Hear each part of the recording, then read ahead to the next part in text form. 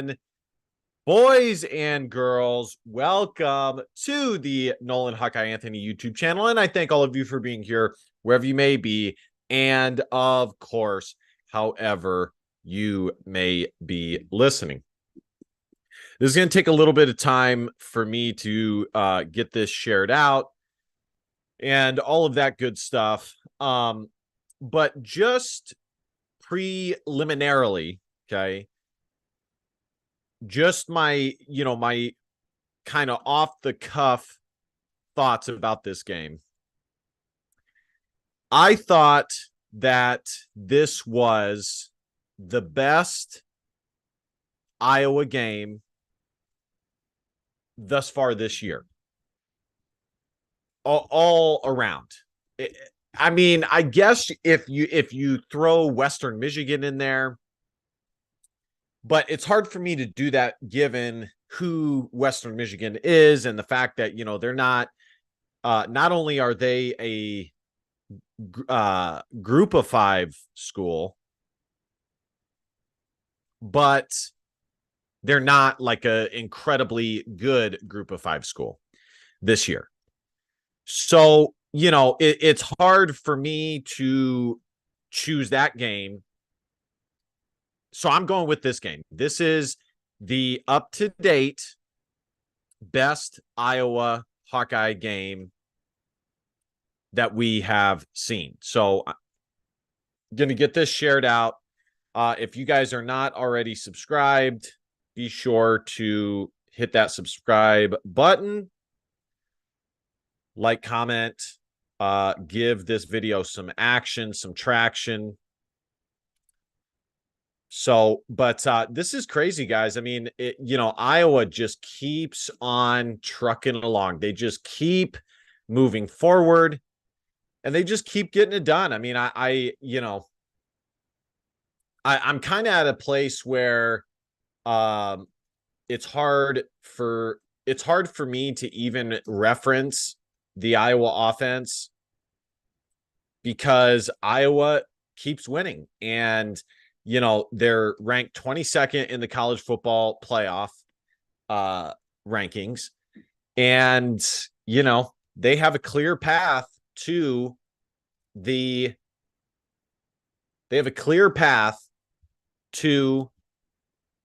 Big Ten championship game. And there's one thing I can't stand. There are fans, and I even see Iowa fans do this, where they, when Iowa loses, they go, well, at least we won't get shellacked by Ohio State, Michigan, or Penn State. At least we won't be embarrassed on a national stage. And it's like, no. Okay. It is still very prestigious to make the Big Ten championship. It looks great for recruits, and it makes Iowa look great. And if that is kind of your overall viewpoint of the Big Ten West, is that the Big Ten West is trash, and any team that plays the top Big Ten West or Big Ten East school is going to get crushed, and therefore it's good that we lost, then essentially, what is that? How do you feel about Iowa? I mean, if Iowa doesn't win the Big Ten West and you think that it'd be better not to get crushed because, any team from the Big Ten West is going to get crushed, well, then that definitely means that it makes Iowa look even worse in that line of thinking. I fully realize how good the Big Ten East is, or the top teams in the Big Ten East, but I would still always rather Iowa win the Big Ten West. It looks good for recruits, and it just makes Iowa look better. It just does. It just does. So, I always see that in the comment section, either on my video or highlight videos and things like that, where I see people say, well, at least we won't have to get crushed by Ohio State or something like that. And it's like, come on, dude, that is just silly thinking. You want to play in the Big Ten championship game regardless. All right, guys, that's that. Let's go ahead and get into this. I do want to use this time to talk about Iowa basketball slightly. They are 2-0. They have a big game coming up against Creighton. I really like this Iowa basketball team, and I have long said that I am far more knowledgeable about basketball than I am about football. When it comes to football, now, since becoming a football official, I am far more knowledgeable even now than I would have been in the past. But just naturally, because of the sports that I played growing up and, at a high level in high school and well, not in college because I only played water polo. Basketball is the sport that I am just way more knowledgeable about. And way back when, and I don't want to get too ahead of myself on this, but way back when I said that Fran McCaffrey it was a must for him to offer Brock Harding. And because the highlights that I saw of the kid, he was just one of the smoothest basketball players with one of the highest IQs that I had seen in a long time. Thank God Fran McCaffrey offered him. And if you guys have not seen the highlights for Iowa versus Alabama State, I highly suggest you guys go and do so because Brock Harding drops dimes in that game. I mean, there in the second half, there were several possessions where he had 3 or 4 no look, just pure dimers, just making me think that maybe he could play quarterback for the Iowa Hawkeyes. Just beautiful passes. They have a big game against Creighton. I really like this year's version of Iowa basketball. I think they have good length, some decent athleticism. I think Brock Harding should be the point guard for of the future for Iowa. They're going with DeSante Bowen at the moment, but I think that will change as Brock Harding just gets to a point where he is too good not to start him. DeSante Bowen is more of a combo guard and AKA a shooting guard he is a combo guard is somebody who can play shooting guard and point guard. And he is somebody who is not a pure point guard or pure shooting guard. He's kind of like a Tony Perkins, to tell you the truth. So anyways, back to Iowa football. Iowa improves to 8-2. Great victory. As I said, this to me is the most impressive victory thus far this year. I thought Deacon Hill played fairly well, especially in the second half. The INT that he threw was a terrible pass, but I also think it was just a bad play call by Brian Ferentz. Well, potentially. If the first option was to the sideline in the corner of the end zone, if that was the first option, the first read, then that was a bad play call by Brian. Because where the ball was positioned, or at the very least where the wide receiver was lined up, was too close to the boundary, and it was too far of a throw. The time that you have that as a first option, that little out route towards the sideline, because the sideline essentially acts as kind of like a pick in a way. Like it's, the defender can't, go out of bounds. And so it just gives a little bit added leeway to the wide receiver. But really that play only works when you're on the far left hash and you have tons of room to operate on the right side, or vice versa. On the right side, tons of room to operate on the left side. And it was just late. It wasn't a really good thrown ball. That is definitely on Deacon Hill for not really stepping into it and driving through and putting some heat on it, because the way that it was thrown, and this is where I will put the accountability on him, is, it was really an easy INT. Now, outside of that, like I said, I did not love the play call, did not love the throw. You got to drive into it. You got to step into it. And if the corner makes a great play, you put enough heat on the pass to where it's going to be tough for the corner to come down with it. Outside of that, especially in the second half, I thought Deacon Hill played solid. Okay. Not great. Okay. I'm not going to go crazy and say Deacon Hill played amazing and spectacular. He didn't, but this was probably his best game all around, or the second half was probably his best half since being an Iowa Hawkeye starting quarterback. He finished 20 of 31, 223 yards, 1 TD, 1 INT. Again, really strong, or for him, comparatively strong second half. LaShawn Williams, 13 carries, 63 yards. If we look at Rutgers, Gavin Wimsatt, 7 of 18, 93 yards, 1 INT.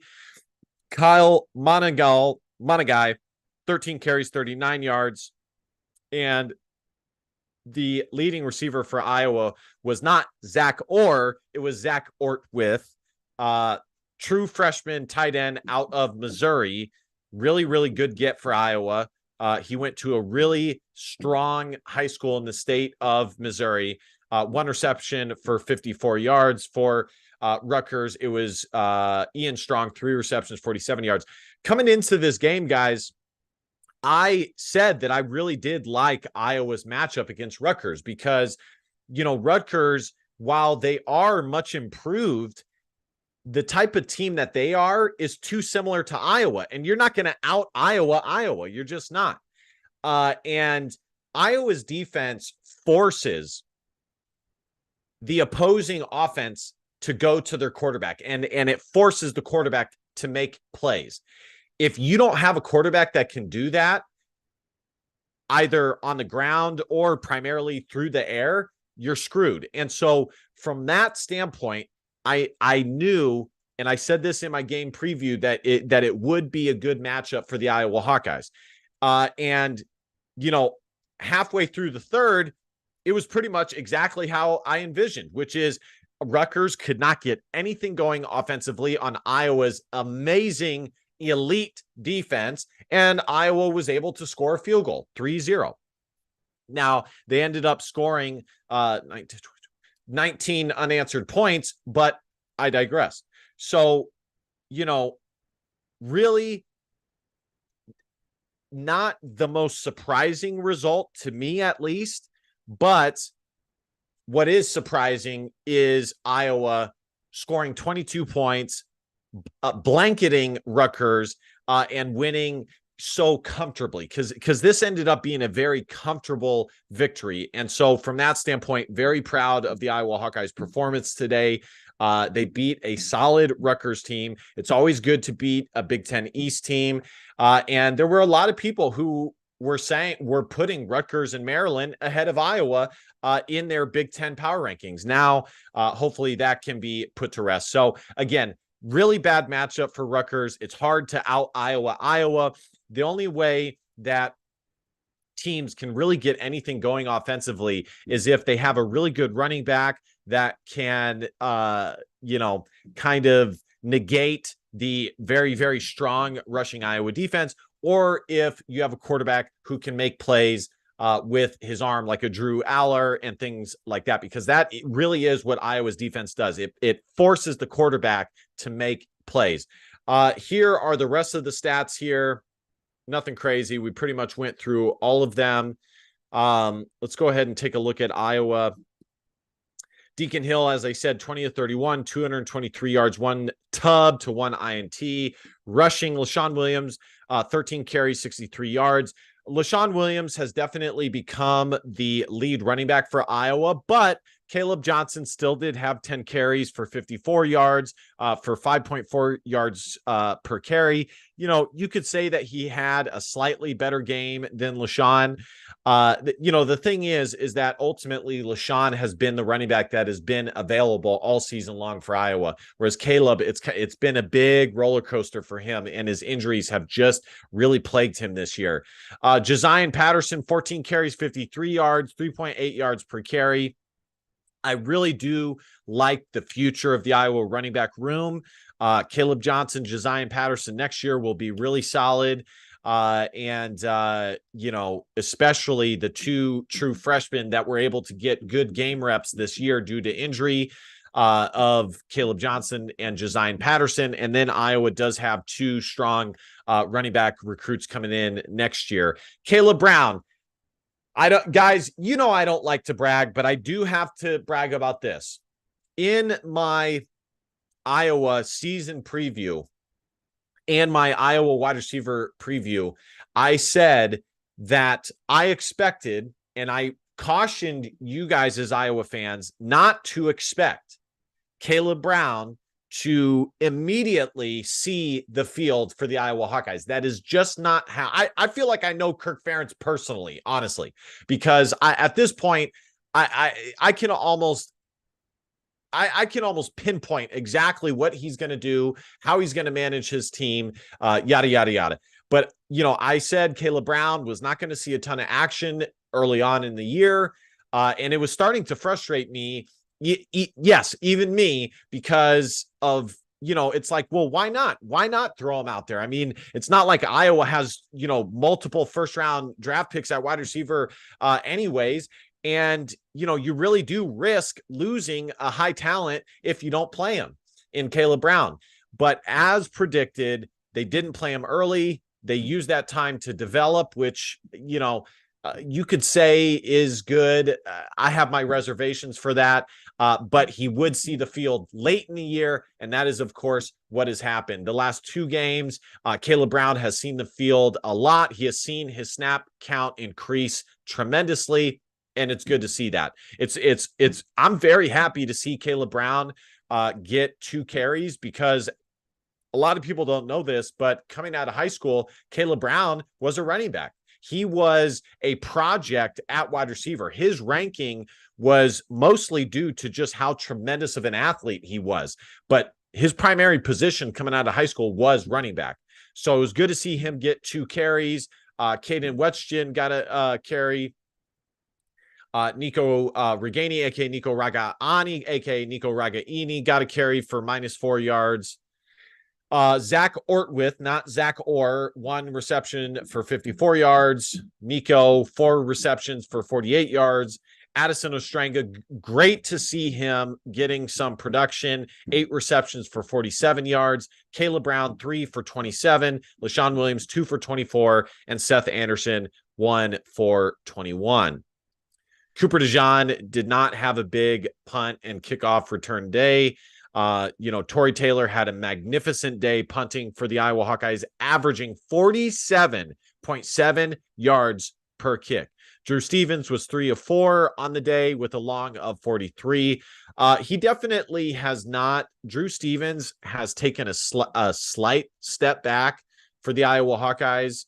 If you look at his stats, let's see if I can pull him up here. But he's still having a good year. And in a lot of regards, the reason why he's taken a step back, at least statistically, is because Iowa has, due to them feeling more confident in him, due to his offseason strength and conditioning, gaining weight, gaining muscle, getting stronger, getting bigger, faster, whatever. Iowa felt more comfortable with him kicking longer field goals. And when you kick longer field goals, your accuracy tends to go down a little bit, but he is 77.8% and 100% on extra points with the long of 53, and he has 58 points. Like I said, there are his numbers. Lastly, guys, let's take a look at the team stats right quick. I will read your guys' comments. If you guys want to send a donation, you guys absolutely can. At the very least, I hope you guys consider like, comment, and share the channel. I just want to thank all of you guys so far this year. The channel has seen a massive uptick. And about a year and a half ago, I told myself that I was going to go really hard at this for stay consistent with the content for for at least a year. And, I had a goal for myself of hitting 1,000 subs. We hit that. under a year's time. And now, my next goal is, of course, hitting 2,000 subs. And, we're branching out, talking about more teams other than just Iowa, but I do appreciate all the support. Iowa, 402 yards of total yards compared to Rutgers, 127. I mean, what more can you say about this Iowa Hawkeye defense? I mean, they continue to get better. I knew they would. There's just so much talent on that defense. And really, the secondary, I think, is what their development is what is raising the level of this defense, because they had some young guys coming into the year. Jamari Harris was out for a few games. And they're really coming together. Nick Jackson, the linebacking group of Nick Jackson and Jay Higgins is perhaps the best in the Big Ten. I mean, this defense is loaded. The defensive line has made improvements. What more can you say about this Iowa defense? I mean, it's incredible. I did want to share one stat with you guys, though. So I saw this in the and I thought this was a great get by one of the moderators in the Facebook group. This is incredible. Okay. And it's not surprising, but it is absolutely incredible. So check this out. Let's see if I can find it. So here it is. This was a screen grab from Jared Bergen. Iowa Hawkeyes, first team since LSU in 1990. Let me see if I can get it bigger. In 1995 with a set. Okay. First team since LSU in 1995 with a 7-2 record or better, while averaging fewer than 20 points per game. Insane. Great pull by Jared. I appreciate that. Wanted to highlight that. Passing yards, 223 to 93. Rush yards, 179 to 34. I thought collectively Iowa ran the ball really well today. Yards per play, 5.2 to 3.1. First downs, 21 to 7. 9 of 18 on third down compared to 2 of 11 for Rutgers. 2 of 2 on fourth down. Iowa ran almost 30. No, they did run 30 plus more plays than Rutgers. 9 punts to 3. Penalties. Iowa had 0 penalties. Phenomenal. Fumbles lost 0. Interceptions 1-1. Time of possession 38 to 21. The only critique I have of this game is the INT that Deacon Hill threw. But other than that, this is the type of offensive performance. This is all we're asking for, is this right here. This is it. And this is not like spectacular. This is not elite. It's not Oregon or Washington, but this is due to how dang good the Iowa defense is. Iowa putting up 20 plus, 20 to 25, anywhere from 20 to 27 points per game is more than enough. If Iowa can score 20 points, they in any given game, they will have above a 95% chance of winning that football game. That's just the bottom line. And that is all we're asking for. And that, my friends, is why Brian Ferentz has been shown the door. So, all right, guys. Let's see here. We only got one comment today. John Cream, just think if the team was 9-1 with the only loss to Penn State. Yeah, Iowa would definitely be top 15 in the country if that happened. The last thing, yeah, that would be crazy. And, I have my own thoughts on that game. I don't want to rehash it now. Ultimately, I think that Iowa had nobody to blame but themselves for that loss. It was way too close than it needed to be. But, as far as the invalid catch goes, yeah, I mean, it would be phenomenal if Iowa was 9-1. They definitely be a top 15 team. With this win, I expect Iowa to move to like number 19 or 18 in the country. I can see them moving to that in the college football ranking. Ohio State is up on Michigan State. Michigan, without Jim Harbaugh, beat Penn State 24-15. It's going to be interesting to see how long Penn State fans stick behind James Franklin without him getting over the hump of the hump that is Michigan and Ohio State. Of course, Iowa beat Rutgers. Illinois beat Indiana. They're coming on strong towards the end of the season, guys. Illinois is 48-45 victory. Maryland beat Nebraska. Huge victory. That is massive for the Iowa Hawkeyes. Man, I love seeing Nebraska lose. I really do. Nebraska 5-5, 3-4 in the Big Ten. They are essentially out of contention for the Big Ten West title. And then Minnesota lost to. Could this have been? And Wisconsin lost. Let's go. This could not have been a better day for the Iowa Hawkeyes. Wow. I didn't even know that before I looked at that just now. Let's go. Iowa is in clear contention, clear favorite of winning the Big Ten. And congrats to Northwestern. I'm not surprised they lost the game at all. That they beat Wisconsin. Northwestern has been playing really well of late, much better than people anticipated under this new head coach. You know, he definitely took accountability for the loss to Iowa, gave credit where credit was due. And, watch out for Northwestern in the future with this new head coach. But wow, Iowa holds a 2-game lead over the rest of the Big Ten West, 5-2 in the conference, 8-2 overall. Iowa has essentially secured the Big Ten West title. Let's go. What a great Saturday. All right, guys, that's going to do it for me. I just wanted to do a quick video, post-game show. Thank you guys so much for watching. This definitely was, it's a tough time. Tough time to stream. I know a lot of folks are busy at this time of day, but I do thank those who hopped in here. I will be doing the Big Ten Whip Around show, so be sure to check that out. And of course, the game preview for Iowa's upcoming game as well. And last but not least, DBAP, don't be a pussy willow. In fact, our feelings, because your feelings just don't matter. Love you guys. See you guys next time. Iowa Hawkeye improves to 8-2. Clear favorites to win the Big Ten West. Thank you guys so much.